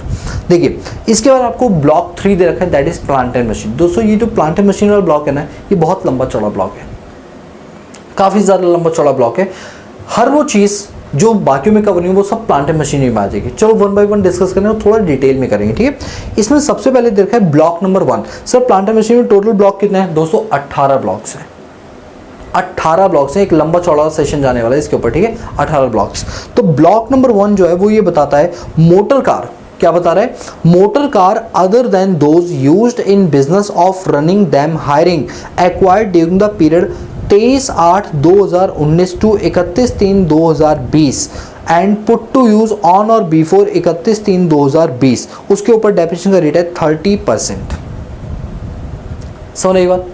देखिए ऐसा होता है कि आपके पास कोई मोटर व्हीकल है, ठीक है, बट आप उसको हायरिंग पर्पज से नहीं चला रहे हो, आपका हायरिंग का काम नहीं है, नॉर्मल काम है। जैसे आपके ऑफिस में मोटर व्हीकल है जिसके ऊपर आप सामान लेकर आते हो, अपने क्लाइंट्स तक पहुंचाते हो, इस टाइप के लिए आपने कोई मोटर व्हीकल खरीदा हुआ है, और वो भी कब खरीदा हुआ है उसकी भी डेट आपको दे रखी है दैट इज 23 अगस्त 2019 से लेकर 31/3/2020 के बीच में अगर आपने खरीदा है, और इसी बीच अगर आपका पुट टू यूज है, put to use date of purchase के साथ साथ क्या होना चाहिए? पुट टू यूज भी होना चाहिए। अगर है तो आपको उस मोटर व्हीकल के ऊपर 30% का डेप्रिसिएशन मिल जाएगा। दोस्तों यहाँ ना पता नहीं क्यों उस पॉइंट में बच्चे कंफ्यूज होते हैं। अरे बड़ा क्लियर कट है यार, आपके पास मोटर व्हीकल है, ठीक है, उस मोटर व्हीकल को आप हायरिंग पर्पस में यूज नहीं कर रहे हो, मतलब ऐसा ना हो कि आप ओला उबर की तरह उसमें पैसेंजर बैठा के लेकर जा रहे हो, मैं उसकी बात नहीं कर रहा। उसको छोड़ के अगर आप उसका इस्तेमाल अपने बिजनेस में कर रहे हो और आपने इस तारीख से लेकर 23/8/2019 से लेकर 31/3/2020 तक अगर आपने परचेज और पुट टू यूज किया है तो आपको डेप्रिसिएशन मिलेगा 30% के हिसाब से। उम्मीद करता हूं आपको समझ आया होगा, ठीक है। इसके बाद आगे देखा है ब्लॉक नंबर 2। देखिए ब्लॉक नंबर 2 में क्या लिखा हुआ है, motor car other than those used in business of running them on hire acquired or put to use on or after 1/4/1990 other than motor car mention in block number 1। इसका मतलब क्या हुआ, वो ये बोलना चाह रहा है कि अगर मान लीजिए, लाइन टू लाइन पढ़ो ज्यादा क्लियरिटी से समझ आए, लाइन पढ़िए प्लीज दोबारा से। ब्लॉक नंबर 2 में लिखा है motor car other than used in business of running them on hire. समझ आई बात, अभी भी सेम वही एजम्पशन है, हायरिंग का बिजनेस नहीं होना चाहिए, हायरिंग का बिजनेस नहीं होना चाहिए। और आपने उस मोटर कार को एक्वायर किया है और पुट टू यूज किया है 1/4/1990 को या उसके बाद। सर ऊपर वाला क्या था भाई, ऊपर वाले में डेट दे रखी है, उस डेट के बीच में। अब मान लो उससे पहले के तुम्हारे पास एसेट्स है तो क्या डेप्रिसिएशन नहीं मिलेगा, मिलेगा 15% से। कितने परसेंट से, 15% से। सर अभी ना लॉजिक थोड़ा क्लियर नहीं हुआ, मैं जानता हूँ लॉजिक क्लियर नहीं हुआ, मैं आपका लॉजिक क्लियर करवाता हूँ। सुनिए यहाँ पर देखिए सभी लोग, आपके पास कोई मोटर व्हीकल है, ठीक है, जिसको आपने खरीदा है 23 अगस्त 2019 से लेकर 31/3/2020 के बीच में। ये वो समय है जब कोविड का समय चल रहा था, ये वो समय जब कोविड का समय चल रहा था, ऑटोमोबाइल सेक्टर डाउनफॉल में चल रहा था, कोई ऑटोमोबाइल सेक्टर में कुछ खरीद नहीं रहा था। इनको बूस्ट करने के लिए सरकार ने बोला कि अगर इस दौरान अगर कोई भी इंसान मोटर व्हीकल खरीद रहा है और उस मोटर व्हीकल को वो अपने बिजनेस में चलाएगा, point to be noted, business में चलाएगा, बिजनेस में चलाएगा, बट हायरिंग का बिजनेस नहीं होना चाहिए, ओला उबर वालों के लिए नहीं है, ठीक है, हायरिंग का बिजनेस नहीं होना चाहिए। तो इस दौरान जिन्होंने भी मोटर व्हीकल खरीदा है उनको हम डेप्रिसिएशन जो है वो 15 से बढ़ाकर 30 दे देंगे। 15 से बढ़ाकर कितनी दे देंगे आपको, 30% की डेप्रिसिएशन हम आपको दे देंगे। लेकिन अगर कोई एसेट्स आपने इन दिनों से पहले खरीदा हुआ था, इन दिनों से पहले खरीदा हुआ था, और वो भी कब, 1/4/1990 के बाद से लेकर इस तारीख तक अगर आपने खरीदा तो आपका डेप्रिसिएशन का रेट लगेगा 15%। मतलब कोविड के टाइम पर अगर आपने खरीदा था इस दौरान तो रेट आपका था 30%, और ये निर्मला सीतारमण ने अमेंडमेंट की थी और इस पर रेट है 15%। ये 15 से 30 क्यों की गई, लॉजिक सुनो। मुझे आज भी वो दिन याद है जब ये अमेंडमेंट आई थी, मैं उस टाइम टीवी पर लाइव बैठकर ये चीज़ देख रहा था, लाइव टेलीकास्ट। तो उन्होंने साफ साफ बोला था हमें ऑटोमोबाइल सेक्टर को बढ़ावा देना है तो 15% के अब हम 30% देंगे।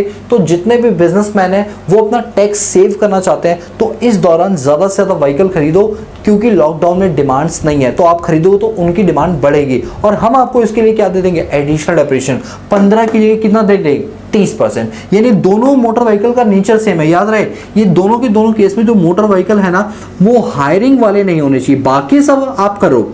आप मोटर व्हीकल लीजिए, आप अपने बिजनेस में इधर से उधर ले जाइए, उसमें सामान ढोकर लाओ, क्लाइंट्स तक ले जाओ, कोई दिक्कत नहीं, बस हायरिंग वाला नहीं होना चाहिए।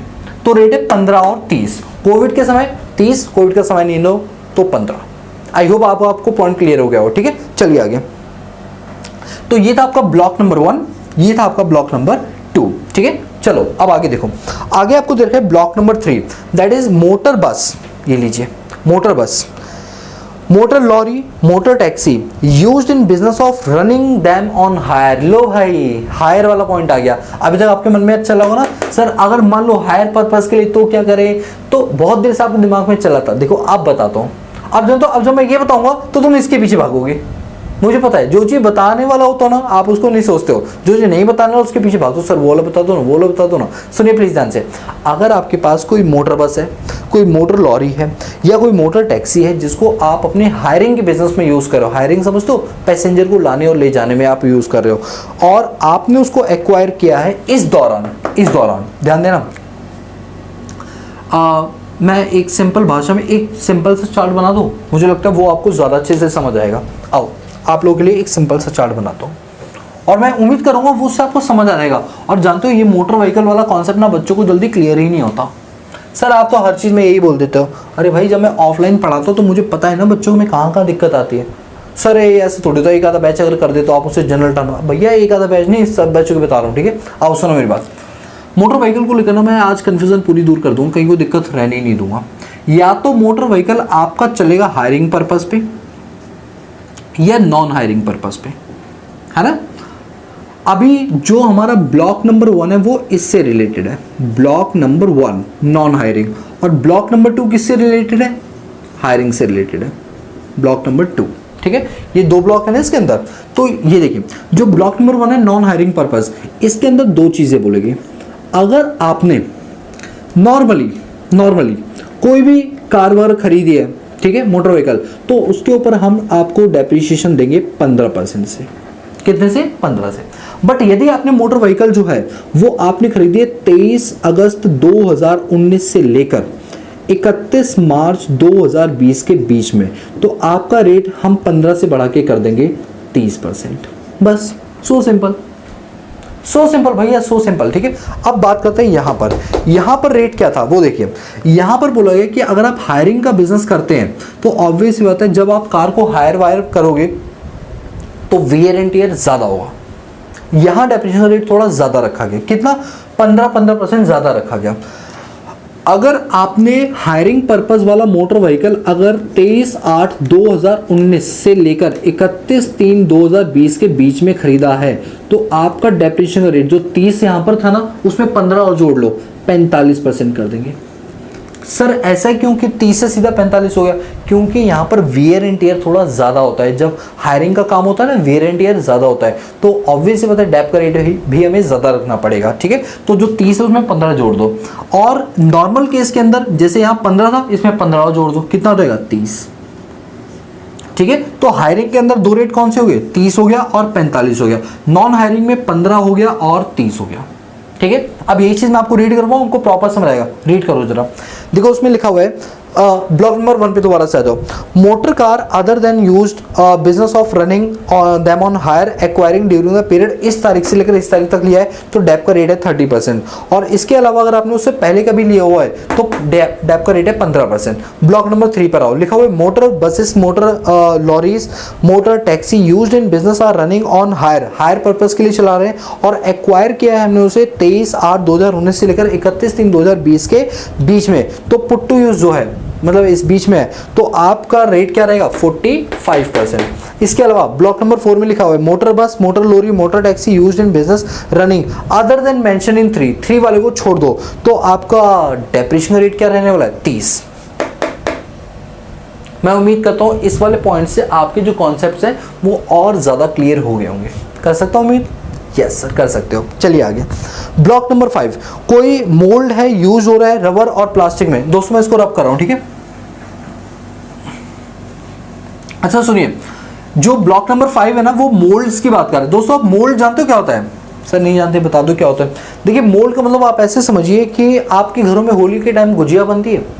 सर कैसी बात कर रहे हो इस टाइम पे? यस गुजिया बनती है सर हमारे यहाँ। गुजिया बनाते टाइम उसका एक सांचा होता है ना, जिस पर आटे की लोई डाल के थोड़ा सा उसके अंदर जो भी मेवा वगैरह भरते हो और ऐसे करके बंद कर देते हो, फिर ऐसे खींचते हो उसमें से। सर कैसे खींचते हो? एक बार दोबारा बता। ऐसे खींचते हो सर, वंस मोर, ऐसे खींचते हो। अबे पढ़ लो भाई, हंसो मत, इधर ध्यान दो। तो आपकी वो गुजिया बनकर तैयार हो जाती है ना सर, बड़ा मजा आता है। और उससे ज़्यादा मजा तब आता है जब वो एकदम गुजिया फूट जाती है, क्योंकि हम उसमें ज़्यादा या कम भर देते हैं, फिर मम्मी गुस्सा करती है। मज़ा आता है लेकिन सर जो भी है, देखिए वो गुजिया जो है ना वो एक सांचे से बनता है, और उसी सांचे को इंग्लिश में मोल्ड बोलते हैं। सर क्या बात कर दी? तो गुजिया के सांचे के ऊपर डेप्रिसिएशन लगे, क्या उसका बिजनेस करते हो? हाँ, अगर तुम्हारे हलवाई की दुकान है तुमने सांचा लियो तो यस तुम्हें डेप्रिसिएशन मिल जाएगा इसी वाले ब्लॉक नंबर 5 के अंदर। क्या बात है सर, क्या बात है सर, क्या बात किया आपने? बताइए मैंने किसका डायलॉग मारा? ये तुम तुरंत बता दोगे भी, कमेंट करके देख लेना।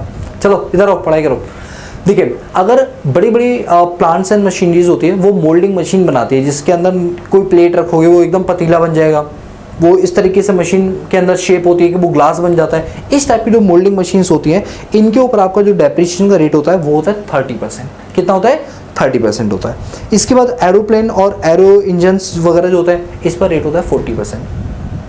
क्योंकि इनका वेरिएंट ईयर ज़्यादा होता है ना, इसलिए रेट भी थोड़ा ज़्यादा रखा गया है। फिर है block number 7, specified air pollution control equipment, water pollution control equipment, solid waste control equipment and solid waste recycle and resource recovery system. देखिए क्या है, आपने अभी देखा हो दिल्ली के कनॉट प्लेस के अंदर एक पॉल्यूशन प्लांट बनाया गया है, ठीक है, एयर प्योरीफायर, जो अगले 1 किलोमीटर के रेंज के अंदर, रेडियस के अंदर जितने भी इम्प्योर हवा है उसको सक करेगी और प्योर हवा रिलीज करेगी। तो इस टाइप के जो एयर कंट्रोल इक्विपमेंट्स होते हैं, पॉल्यूशन कंट्रोल इक्विपमेंट्स होते हैं, अगर आप इनकी कोई इंस्टॉलेशन कराते हो तो जो उसके ऊपर डेप्रेशन का रेट है दैट इज 40%। कितना परसेंट? 40%। इससे वाटर को प्योरीफाई करने वाले जो इक्विपमेंट्स होते हैं, वाटर प्योरीफायर वगैरह, इसके ऊपर क्या रेट लगता है आपका? 40% लगता है, ठीक है। इसके बाद block number 8, plant and machinery used in semiconductor industry covering all integrated circuit, जिसको आईसीज बोला जाता है, other than mention in block number 7 30%। देखो पहली बात आप मेरी बात को समझिए, ये जो इंटीग्रेटेड चिप्स वगैरह होती है ना, ये क्या होते हैं, इस पर ना अभी हम दोबारा से चर्चा करेंगे इसी चैप्टर के अंदर।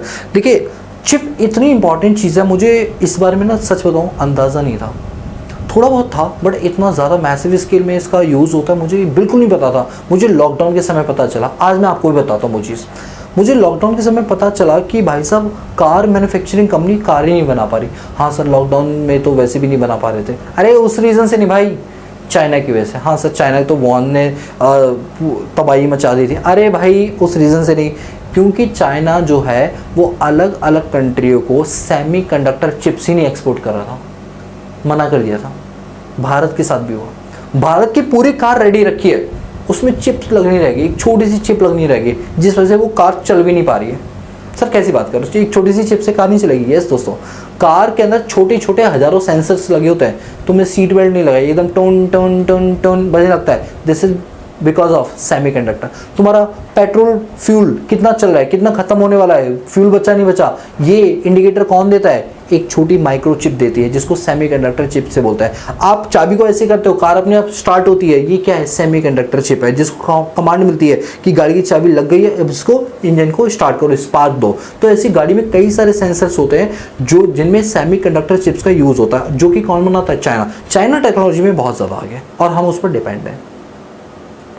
पता चला कि चाइना के एक्सपोर्ट ना करने की वजह से हमारे यहाँ गाड़ी बन नहीं पा रही है। तब सरकार ने कहा भाई सेमीकंडक्टर चिप वाली इन्वेंशन तो हमको भी लानी चाहिए। तो अब हम उसकी रिसर्च वगैरह पर खूब फोकस कर रहे हैं और सरकार ने सेक्शन 35 AD में इसकी 100% डिडक्शन भी दी। हम आगे पढ़ेंगे, बस अभी जिक्र हुआ तो मैंने आपको बता दिया। तो जितनी भी सेमीकंडक्टर चिप्स वगैरह होती है ना, जो एक छोटे से रिमोट से लेकर बड़ी बड़ी कार ट्रक्स में यूज किए जाते हैं, वो सेमीकंडक्टर चिप्स के ऊपर आपका जो डेप्रिसिएशन का रेट है वो 30% लगता है। कितना लगता है बताइए? 30% लगता है। इसके बाद हमारा ब्लॉक नंबर 9 आता है, लाइफ सेविंग मेडिकल इक्विपमेंट। जैसे आपने देखा होगा किसी की जब किडनी फेल हो जाती है तो डायलिसिस करानी पड़ती है, तो वो डायलिसिस जो मशीन होती है ना, that is life saving machine, ठीक है। तो उस पर डेप्रिसिएशन का रेट कितना है आपका? 40% है। Block number 10 machinery and plant acquired and installed on or after 1st September 2002 in water supply project, water treatment supply, and which is put to use for the purpose of business of providing infrastructure facility। उस पर depreciation का rate कितना है? 40% है। आओ इस बात को थोड़ा समझते हैं गहराई में। यहाँ पर लिखा हुआ है कोई ऐसी मशीन, कोई ऐसा प्लांट जिसको इंस्टॉल किया गया 1 सितंबर 2002 के बाद। बताइए कब? 1 सितंबर 2002 के बाद अगर वो इंस्टॉल किया गया है और वाटर सप्लाई प्रोजेक्ट में और वाटर ट्रीटमेंट में वो यूज में आ रहा है और इस चीज़ का उसका क्या है? बिजनेस है, तो उसका डेप्रिसिएशन का रेट क्या हो जाएगा? 40% हो जाएगा।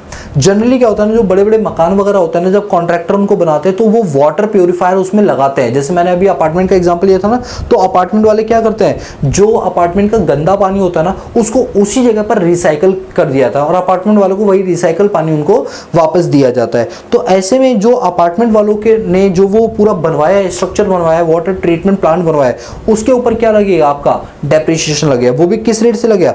40% से लगेगा। मैं उम्मीद करता हूं कि आपको ये वाला पॉइंट बिल्कुल समझ में आ गया होगा, ठीक है। इसके बाद अब हम आगे चलते हैं। आगे चलेंगे तो अब हम जानेंगे यहाँ पर क्या कि हमें दे रखा है ब्लॉक नंबर 12। वो क्या बोल रहा है? अच्छा नहीं, ब्लॉक नंबर 11। ब्लॉक नंबर 11 बोला है कंटेनर्स। कंटेनर्स की बात हो रही है यहाँ पर। कंटेनर्स मेड ऑफ ग्लास और प्लास्टिक यूज एज रीफिल्स 40% के हिसाब से। देखिए कंटेनर जानते हैं, बड़े बड़े जो बॉक्सेस होते हैं उन्हें हम कंटेनर होते हैं जिसमें लिक्विड फॉर्म भरा जाता है, तो इस टाइप के जो बॉक्सेस वगैरह होते हैं जिसमें लिक्विड वगैरह आता है दैट इज 40% से टैक्स किए जाएंगे। ठीक है, फिर आपका ब्लॉक नंबर 12 है एनर्जी सेविंग डिवाइसेस, ये 40% से टैक्स किए जाते हैं। अच्छा, एनर्जी सेविंग डिवाइसेस क्या होते हैं? आपने देखा होगा कि कई बार कई ऐसे एनर्जिकल इक्विपमेंट्स बनाए जाते हैं जिसका एनर्जी के साथ इको रिश्ता होता है। सर क्या बोला आपने? एनर्जी के साथ इको वाला रिश्ता होता है, इको सिस्टम को डैमेज नहीं पहुंचाएंगे, इस टाइप का कोई आपने इन्वेंशन की है तो इस टाइप के जो इक्विपमेंट्स वगैरह होते हैं उसके ऊपर आपका जो डेप्रिसिएशन का रेट होगा वो होगा 40%। कितना बताइए? 40%। फिर ब्लॉक नंबर 13 बोलता है renewable energy saving device including the device specified 1 and 3। अभी जो मैं 1 और 3 की बात कर रहा हूँ उसकी चर्चा करते हैं। पॉइंट नंबर 1 है इसका electricity operated vehicle including battery powered और फ्यूल सेल पावर्ड व्हीकल्स। देखिए क्या होता है, जो बैटरी वाले जो व्हीकल्स होते हैं ना, तो ऑब्वियस सी बात है ये पॉल्यूशन नहीं फैलाते, पॉल्यूशन रहित है, तो ये एनवायरनमेंट में इको फ्रेंडली माने जाते हैं। तो अगर ऐसा कोई बैटरी रिक्शा वगैरह आपके पास है तो उस केस में, या बैटरी से चलने वाला कोई मोटर व्हीकल है, बैटरी से चलने वाली कोई ऑपरेटेड मशीन है, उसके ऊपर जो डेप्रिसिएशन का रेट लगे दैट इज 40%। कितना बताइए? 40% लग गया। इसके बाद आपका wind mill and any specified design device which run on windmill installation on or after 1/4/2014। कोई विंड मिल लगाया। अब विंड मिल क्या होती है? बड़ी बड़ी आपने देखी होंगी जिसमें पंखे लगे होते हैं, वो विंड से टरबाइन के थ्रू घूमते हैं, तो वो टरबाइन से एनर्जी रिलीज होती है, वो एनर्जी को वो स्टोर करते हैं और गाँव में वो एनर्जी एज इलेक्ट्रिसिटी सेंड कर दी जाती है। तो ये इको फ्रेंडली तरीके से बनाती है। ये न्यूक्लियर पावर प्लांट नहीं होते जिसमें कोयले को जला जला के एनर्जी को बिजली को बनाया जा रहा है, ये इको फ्रेंडली नेचर का होता है। इस पर डेप्रिसिएशन का रेट है कितना? 40%। आपने एक चीज नोटिस की, इको फ्रेंडली वालों पर डेप्रिसिएशन रेट बहुत ज्यादा दिया गया है। ये एक तरह का इंसेंटिव है, उनको प्रमोट करने का प्रलोभन है कि तुम इस टाइप की चीजों से बिजली बनाओ तो तुम्हें हम डेप्रिसिएशन थोड़ा ज्यादा देंगे और डेप्रिसिएशन से तुम्हारा टैक्स सेव हो जाएगा। तो ये सरकार क्या कर रही है? प्रलोभन दे रही है, अट्रैक्ट करने की कोशिश कर रही है। ठीक है, फिर इसी का थर्ड पॉइंट है any special device including electric generation and pump running on wind energy installed on or after 1/4/2014। जैसे क्या होता है कि इलेक्ट्रिक जनरेटर्स होते हैं, पंप्स होते हैं जो कि एनर्जी सेविंग टूल होते हैं, मतलब कोई सौर ऊर्जा पे चल रहा है, किसी टरबाइन को आपने लगा रखा है झरने के नीचे, तो उससे टरबाइन घूम रहे, एनर्जी रिलीज हो रही है, तो इन सभी प्लांट्स के ऊपर, इन सभी मशीन्स के ऊपर रेट है 40%। मोरल ऑफ द स्टोरी क्या निकल के आई कि जितने भी इको फ्रेंडली इक्विपमेंट्स होते हैं जिससे एनवायरनमेंट में कोई नेगेटिविटी या नेगेटिव इंपैक्ट नहीं पड़ता, उन सभी के ऊपर डेप्रिसिएशन का रेट है 40%। कितना बताइए? 40%। इसके बाद आपको दे रखा है block number 14 that is wind mill and any specially design device running on wind mill installed on or after 31/3/2014 and any special device including electric generator and pump running on wind energy installed on or before 31/3/2014 पर depreciation का rate है 15%। ठीक है, इसके बाद आपका block number 15 है computer. देखिए क्वेश्चन के अंदर कंप्यूटर के पॉइंट बहुत ज्यादा आते हैं। ठीक है, तो कंप्यूटर और उससे रिलेटेड जो एक्सेसरीज है, कीबोर्ड हो गया, प्रिंटर हो गया, इन सब के ऊपर जो डेप्रिसिएशन का रेट है वो लग गया 40%। और इवन जो सॉफ्टवेयर्स वगैरह होते हैं जैसे टैली हो गया, SAP हो गया, ये जो पेड सॉफ्टवेयर होते हैं अगर आपने लिए है तो ये भी आपके एक एसेट्स है जिस पर रेट लगता है 40%। कई सारे बच्चे बड़े कंसर्न और बहुत ही दिमाग लगाते बोलते हैं सर ये बताइए सॉफ्टवेयर तो इंटेंजिबल एसेट्स है ना, तो ये तो पार्ट बी में जाना चाहिए, इसमें क्यों लिखा हुआ है? क्योंकि कंप्यूटर से रिलेटेड है, इस वजह से कंप्यूटर में ही डाल दिए 40%। ठीक है, इसके बाद ब्लॉक नंबर 16 कोई बुक है एनुअल पब्लिकेशन के अलावा owned by assessee carrying on profession 40%। देखिए क्या होता है कि कई बार जो लॉयर्स एडवोकेट्स वगैरह होते हैं, आप कभी उनके ऑफिस जाइए तो उनकी शेल्फ में ना कई सारी बुक्स मिलेंगी, केस वाली, कई सारी बियर एक्ट वगैरह मिलेंगे, तो वो सब उनको रखने पड़ते हैं क्योंकि प्रोफेशनल में वो चीज़ें काम आती है। कोई केस आता है तो वो पर्टिकुलर बुक पढ़नी पड़ती है, तो इट मीन्स कि उन बुक्स के ऊपर भी क्या लगे? डेप्रिसिएशन लगे, वो भी किस रेट से? 40% के रेट से। ठीक है, इसके बाद आपका कोई book owned by assessee carrying on business in running lending और लाइब्रेरीज, जो लाइब्रेरीज वगैरह में बुक्स रखी होती हैं उस पर भी डेप्रिसिएशन का रेट कितना लगेगा? 40%, 40% की दर पर लगेगा। फिर ब्लॉक नंबर 18 बोलता है plant and machinery general rate, जो ऊपर कुछ कवर नहीं हुए वो सब अदर्स में चले जाएंगे और जनरल रेट लगेगा 15%। यानी क्वेश्चन के अंदर अगर आपको ये मेंशन ना हो कि प्लांट एंड मशीनरी किस टाइप की है तो आप सीधा रेट लगा देंगे 15%। कितना परसेंट बताइए? 15%। तो बताइए plant and machinery block number 3 के 18 ब्लॉक समझ रहे हैं। जो मेन ब्लॉक है that is plant and machinery, उसके अंदर कितने पॉइंट्स थे आपके, कितने ब्लॉक से? 18। आई होप कि वो आपको 18 के 18 क्लियर हो गए। सर क्या सारे याद करें? यस सर, बिल्कुल याद करें। सर कैसी बात कर दी, हमें लगा आप ना बोलने वालों। नहीं दोस्तों, आपको रेट याद करने पड़ेंगे, मैंडेटरी है। क्वेश्चन आएगा तो रेट गिवन नहीं होगा, आपको खुद बताना पड़ेगा। तो सर इंपॉर्टेंट बता दो, हाँ उसके लिए आपको क्वेश्चन सीरीज देखनी पड़ेगी। हम क्वेश्चन करेंगे ना तब आपको बताऊँ कौन से इंपॉर्टेंट है, ठीक है। चलिए अब फोर्थ पर आते हैं शिप्स के ऊपर। शिप्स में क्या है कि ओशन गोइंग शिप्स, जो ओशन मतलब एक कंट्री से दूसरी कंट्री वगैरह में जाती हैं, उस पर डेप्रिसिएशन का रेट है 20%। ब्लॉक 2 में कोई वेसल मतलब जो नाव वगैरह होती है, बोट वगैरह होती है, ordinary operating inland water not covered block number 3 below, उसके ऊपर रेट लगता है 20%। इसका ब्लॉक नंबर 3 है कोई स्पीड बोट है ऑपरेटिंग करते हैं इनलैंड वाटर, मतलब अपने एरिया के अंदर वो घुमाई जाती है, उस पर रेट लगता है 20%। लोग हनीमून वगैरह पे नहीं जाते तो आपने देखा होगा जेट वाली होती है, इसमें पीछे एक ड्राइवर होता है और आगे आप लोग खड़े हो जाते हैं, भोंग भोंग करते हो, फोटो खिंचवाते हो। 20% का रेट है, ठीक है। इसके बाद पार्ट ए हमारा कंप्लीट हो गया, यहाँ पे पार्ट ए पूरा हो गया, ठीक है। अब पार्ट बी पर आते हैं। पार्ट बी बहुत ही छोटा है, तो इसके अंदर क्या क्या चीज़ें कवर होती है मैंने आपको बताया भी था। नो हाउ हो गया, पेटेंट हो गया, कॉपीराइट हो गया, ट्रेडमार्क हो गया, license, franchise or any other business commercial right or similar nature not being goodwill of a business or profession, उस पर रेट है 25%। दोस्तों आपकी जानकारी के लिए बता दूं, गुडविल पर डेप्रिसिएशन नहीं लगता था बट अब नहीं लगता। सर ऐसा क्यों? क्योंकि गवर्नमेंट से goodwill is a non depreciable item, because goodwill time के अकॉर्डिंग हमेशा एक नॉर्मल इंसान की बढ़ती है। रेयर ऑफ द रेयर है कि गुडविल किसी इंसान की कम होती है, अदरवाइज गुडविल हमेशा बढ़ती हुई नजर आती है। अरे बस समझे, तो गुडविल जो होता है वो नॉन डेप्रिशिएबल आइटम है और इस पर डेप्रिशिएशन नहीं लगता। उसके अलावा जितने भी इंटेंजिबल एसेट्स हैं, नो हाउ हो गया, पेटेंट राइट हो गया, कॉपीराइट हो गया, ट्रेडमार्क हो गया, लाइसेंस हो गया, फ्रेंचाइजी हो गया, इन सभी के ऊपर 25% के हिसाब से टैक्स लिया 25% के हिसाब से डेप्रिशिएशन चार्ज किया जाता है। बोलो क्लियर है? तो मैं उम्मीद करता हूँ आपको समझ में आ गया हो कि डेप्रिशिएशन के अलग अलग जो रेट्स होते हैं वो क्यों बताए गए हैं। बताइए क्यों बताए गए?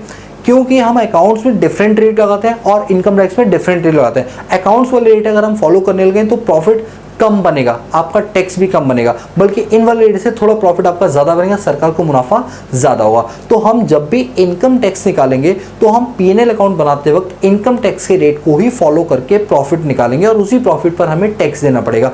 इट मीन्स कि हम जब भी टैक्स देते हैं तो वो कभी भी कंपनीज एक्ट वाले प्रॉफिट पर टैक्स नहीं देते। किस वाले पर देते हैं? जो P&L अकाउंट हमने बनाए, किसके हिसाब से? इनकम टैक्स के हिसाब से। क्लियर है दोस्तों? इस चैप्टर के अगर आपको नोट्स चाहिए तो टेंशन मत लो, फॉलो कर लो हमारे टेलीग्राम पेज को जिसका नाम है प्रो टैक्स अड्डा। वहाँ पर आपको सारे के सारे चैप्टर के नोट्स मिल जाएंगे। और साथ ही दोस्तों आप लोगों ने अगर तैयारी करनी है जीत की तो आपको सारी की सारी वीडियोस देखनी चाहिए हर चैप्टर की प्रॉपर प्लेलिस्ट बनाई हुई है। आप वहाँ पर चेकआउट करिए कि क्या क्या चीज़ें वहाँ पर दे रखी है, ठीक है। तो ये थी आज की video lecture series. So guys that's all about this video lecture series. So guys, if you like the video, give a big thumbs up and subscribe the channel and press the bell icon so that you notify all the time when I post new video on this YouTube channel. बाकी मिलते हैं next class में, तब तक के लिए peace out.